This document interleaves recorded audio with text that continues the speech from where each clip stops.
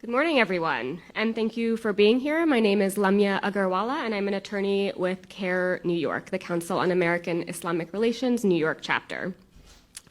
As many of you know, CAIR is a leading Muslim civil rights organization that works on a range of legal advocacy and public education relating to discrimination targeting Muslim Americans. We're here today because this morning we, alongside CAIR National and the law firm of Dratel Lewis, filed suit in the Southern District of New York on behalf of Mahmoud Khalil and 7 other Columbia University students against Columbia University and the House Committee on Education and Workforce regarding the committee's attempt to force Columbia University to disclose potentially thousands of student records. This effort is part of an escalation of existing attacks on students who have been on the forefront of calling for justice in Palestine. We've already seen the unconstitutional arrest and detention of Mahmoud Khalil, and we aim through this suit to protect other Columbia students from such harmful abuse of power. I'm pleased to introduce our first speaker, Amy Greer, who's an attorney with Dratel Lewis. Amy has been central to defending Columbia students in disciplinary proceedings for this last year. Greetings. Assalamu alaikum. My name is Amy Greer, as Lamia just said. And I have been working in the Columbia space for the last year, but more specifically over the last 6 or so months with a new office that came into being called the Office of Institutional Equity at Columbia. And this office is being used to suppress speech. I'm defending students and organizing with other attorneys to defend students facing these proceedings where students are not just found responsible potentially for conduct, but actually found responsible for discrimination and harassment for exercising their free speech rights and speaking on behalf of Palestine and Palestinians.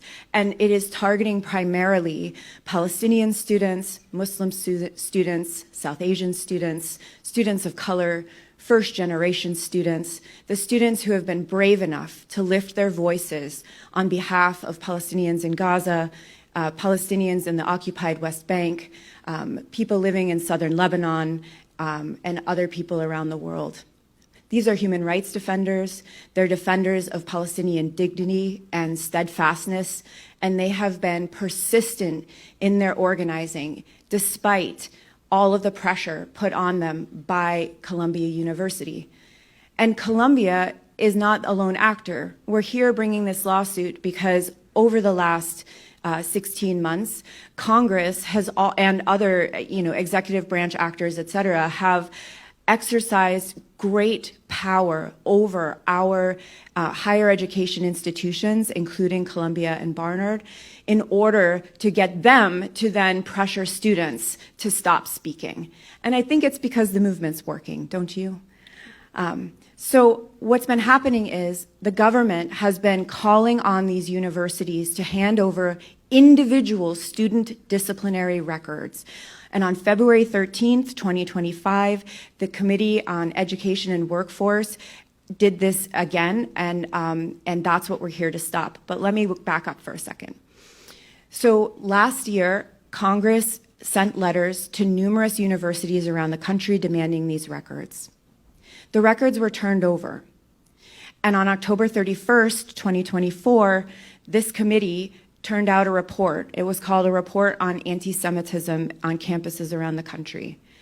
And in that report, students were named, faculty were named, students' identities, while their names were redacted, clear identifying information was available. And people identified these students and began a pervasive doxing campaign.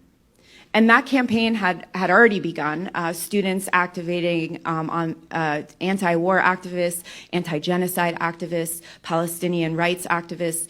They had been doxed already. That's not new to us.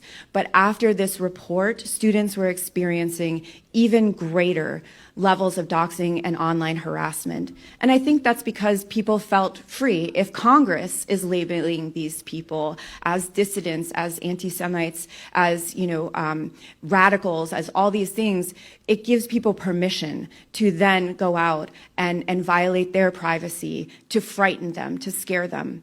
And all of this is a collective effort by the government, Columbia and other actors, third-party actors affiliated with both, to make these students afraid to speak, to make them be afraid to gather together, to be seen together. For students who are Palestinian, they've been afraid to wear keffiyeh, even though that's traditional garb and a powerful symbol of identity. They've been afraid, Mahmoud himself was afraid to walk places with his wife for fear that she would be identified and that she would also experience online harassment and doxing. And this is what Congress has done in its use of what's called the jawbone tactic. It is trying to suppress, it is trying to chill our students and our own rights to speech, to expression, and to association. We have the right to gather with our friends, our families, our community members, our neighbors, our campus colleagues, our fellow students, in order to speak out against war, to speak out against our country's policies, to speak out against other countries' policies. We have those rights in this country, and Congress is trying to use private actors in order to suppress those rights, and they cannot do that.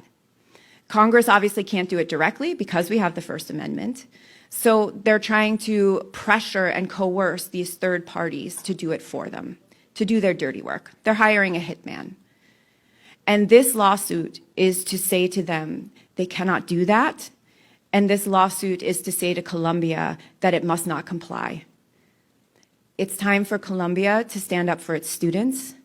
And it's time for Congress to respect our students' First Amendment rights. Thank you. Gadir Abbas with the Council on American Islamic Relations. This lawsuit challenges the House Committee's illegal efforts to get disciplinary records, but it also challenges Columbia University's willingness to become an appendage of the government and get these disciplinary records that will, if provided and left unchallenged, result in other students across the country and in this city being vilified and, in fact, being subject to deportation.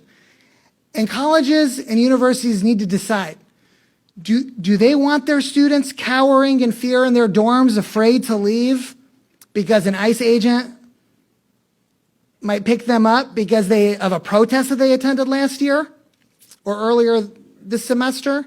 Is that the campus environment that colleges and universities want?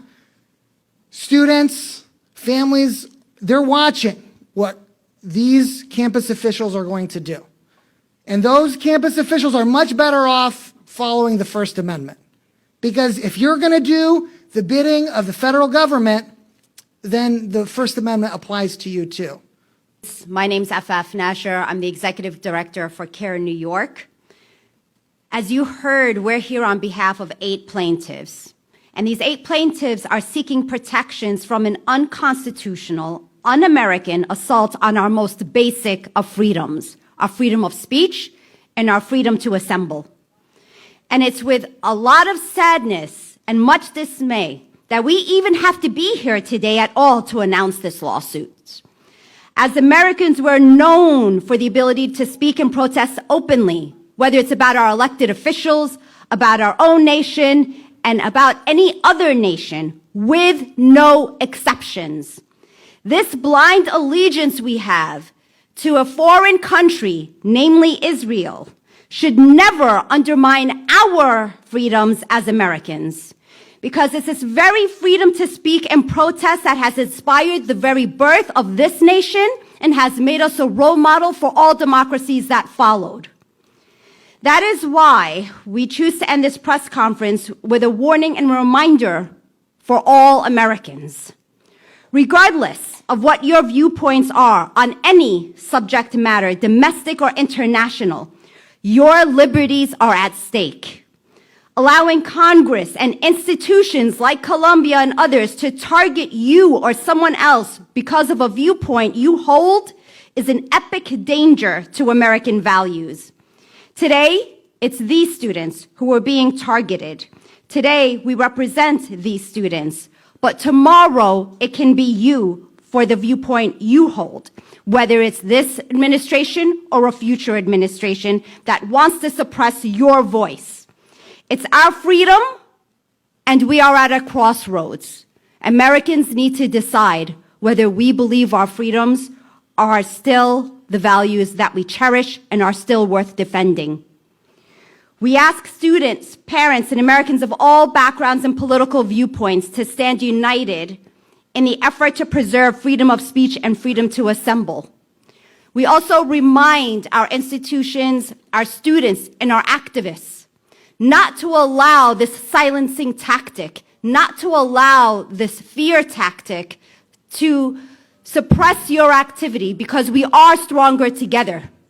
And we cannot allow people to divide us and to choose one target and then essentially topple over the entire domino line. This is more than just about one student. And we will stand as CAIR-New York, as individual attorneys, as individual law firms for the right to defend our freedom of speech and freedom to assemble. And we know that our strong activists, students, families, and Americans across the nation will do the same.